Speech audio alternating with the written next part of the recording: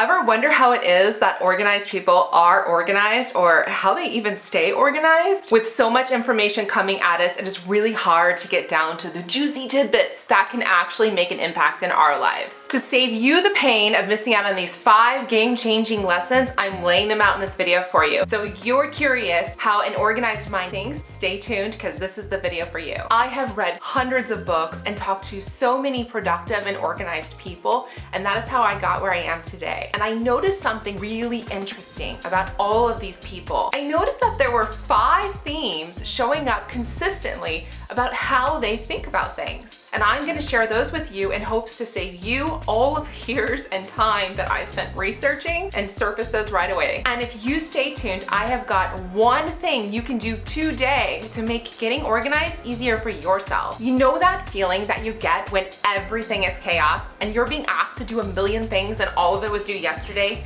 It feels like a storm is coming on. It's so easy to get sucked into that storm and become part of the chaos. But here's what the theme is for an organized mind. They shelter during the storm. Now, what do I mean by shelter? I mean, they do the same thing that you do when you're in a shelter. When you're in a shelter, you are in a protected environment that has a barrier between you and the storm, a boundary. And so when things are chaotic and crazy, an organized mind tends to set boundaries to protect and prioritize their time and themselves. So when things are crazy and someone asks them to do something, they're very clear about when they can get back to that or when they can do it. Or they're very clear about what they've got on their plate and whether or not they can shift or can't shift. Or in some cases, they'll ask their manager, okay, well, great, you want me to do this too?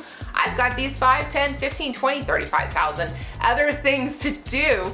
Which one do you want me to drop? So an organized mind shelters in the storm. And sheltering in the storm is creating those boundaries for yourself to protect yourself from being overwhelmed and caught up into the storm. Some of the ways that we can do that is also, I know this is a one you hear a lot, but I'm gonna tell you, it is super good for your brain and it's super good for your productivity. Meditation. Meditation allows us to mentally step back, mentally shelter ourselves from the storm, and take a moment to really see the storm for what it is so that we can recognize the next course of actions to take. So the next time you have a million things to do and you're being asked to do like a million more, I encourage you to shelter yourself by setting very clear boundaries and protecting those boundaries to keep your sanity and yourself under calm, cool, and control. So what about after the storm has passed? Well, that leads us into our other theme, which is knowing the path to our destination. Have you ever thought about where you want to go? Like some sort of destination that you'd love to be at, but you never actually took the time to figure out the logistics, so you really have no idea how you'd get there. You just know where you want to be. Well, the theme, knowing your path to your destination, is something an organized mind does. So they don't just think about the destination, they really kind of think about the path there too. And this plays out in a number of different ways. I'll cover those ways in just a moment, but I want to step back and say, why is this something that they do? When they take a step back and they understand not just the destination, but the journey to get there, so the path that it takes to get there, you can start to see the connections between the different things that they're doing. Those connections often include similar or sometimes the same activities that can be streamlined. So while they're working on one project, they're also thinking about the journey to get to the destination for the second project. And if it's the same or similar thing, they might take a moment to just pull that in too,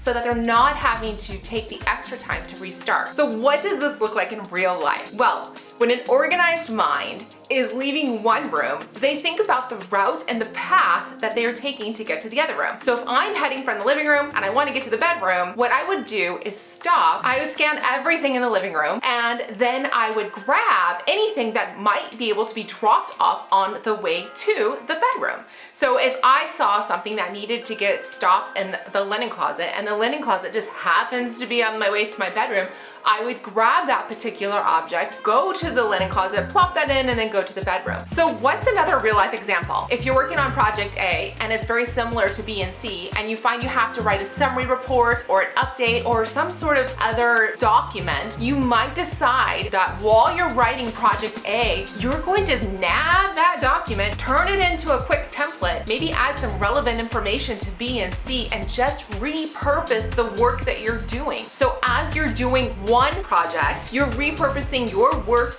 for any other project that you can where it might be similar or associated. And you can do this through automation and templatizing. So knowing the path to the destination is just as important as knowing the destination. It allows you to take your time back by streamlining these activities into one thing that you're doing that ends up with multiple outputs. If you're liking these lessons so far, please click the like button below to help share this video with more humans, and maybe some monkeys too if they learn how to use YouTube. And speaking of monkeys, it actually leads us into our next theme. Have you ever seen a video where one monkey gets super excited and then all of a sudden all of the monkeys are super excited too? Have you ever had that happen in real life where one person gets really amped up and the next thing you know, your boss, your coworkers, your partner, your spouse, your kids, your friends, or somebody else gets really amped up too? It's kind of like when somebody pulls the fire drill and everyone's panicking. This leads us to the next theme, which is when things get crazy, an organized mind slows down. Slowing down in the midst of chaos helps prevent mistakes and actually improve productivity. When you are part of the panic, you're going to not think about things that you have to do because, well, all of your time and energy is currently spent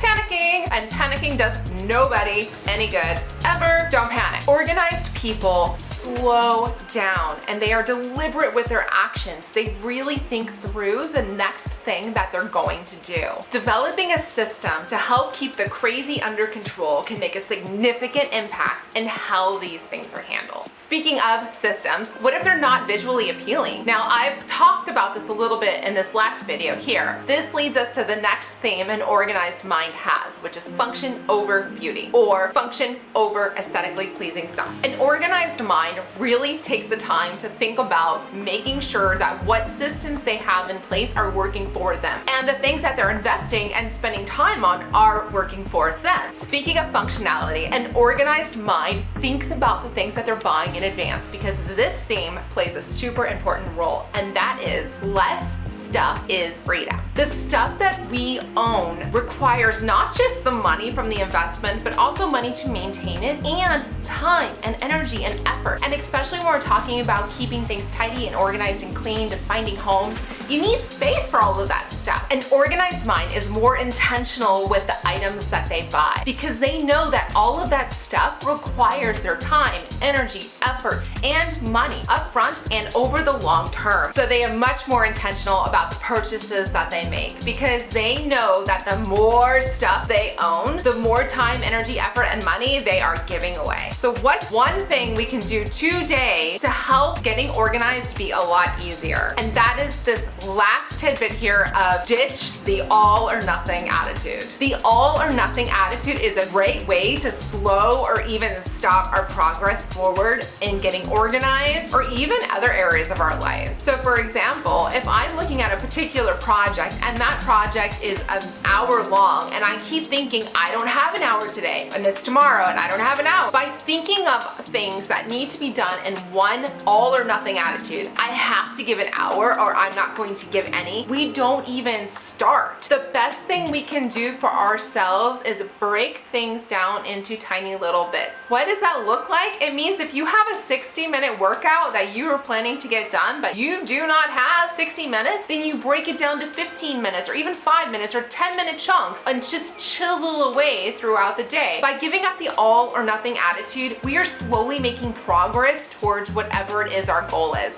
And any progress is better than no progress. Now, today we learned 5 lessons from Organized Mind to help us with our organization and productivity. And these are foundational ways to think when it comes to developing systems too. But systems come with some ugly truths, and I'll be covering those in the next video. If you want to learn more about how to develop systems, check out the link below for my free ebook. Building successful systems in your life can help you achieve your goals. And one of my favorite quotes comes from James Clear, The Atomic Habits. habits. You do not rise to the level of your goals, you fall to the level of your systems. If you liked this video, please hit the like button below and subscribe if you'd like to see more. Thank you.